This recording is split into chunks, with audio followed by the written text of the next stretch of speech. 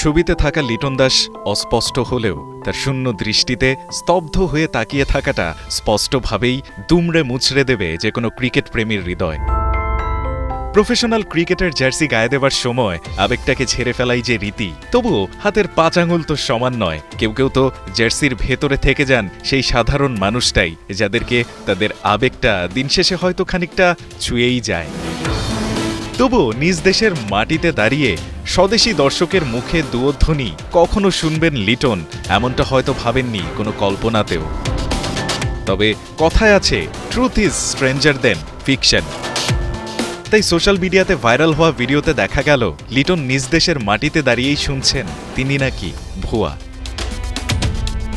লিটন নেই তার গোল্ডেন টাচে, সেটা পুরনো খবর। দেশের জার্সি গায়ে উইলোর মোচরে মাঠকে ক্যানভাস বানিয়ে ২২ গজে তাকে ছবি আঁকতেও দেখা যাচ্ছে না অনেক দিন।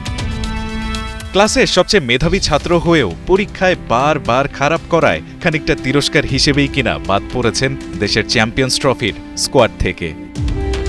তবে বাদ পড়ার জেদেই কিনা এরপরেই বিপিএলে ঢাকার জার্সিতে লিটন করে বসলেন এক দুরন্ত সেঞ্চুরি।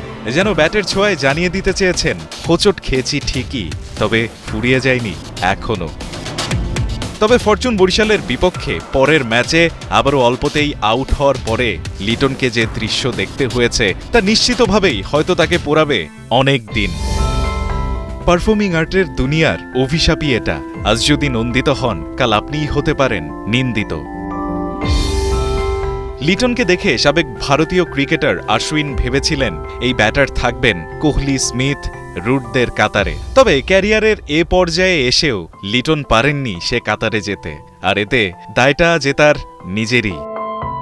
তবুও প্রতিভার অমিত সম্ভাবনাকে বাস্তবতায় রূপ দিতে না পারার আক্ষেপটা আয়নার সামনে দাঁড়ালে লিটন যতটা দেখতে পান, সেটা অন্য কেউ কি ততটা পারবেন?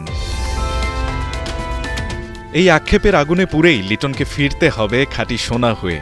ঝড় তুলতে হবে উইলোতে, যাতে ভুয়া বলা ছেলেটা ব্যঙ্গ করে না, বরং মুগ্ধ হয়েই বলে বসে মোনালিসা। রায়ান আহমেদ, ৭১।